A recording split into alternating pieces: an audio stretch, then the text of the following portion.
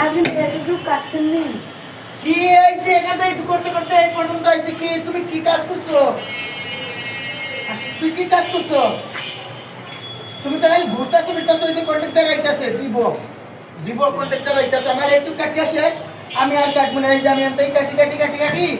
এই পর্যন্ত আইছে আমার এই একটু টাকা দিচ্ছে আমার আর কাটা লাগবে না শেষ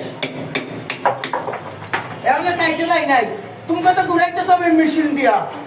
আমরা এখন কাইতে লাই নাই সোনার কাম করতেই আছি হ্যাঁ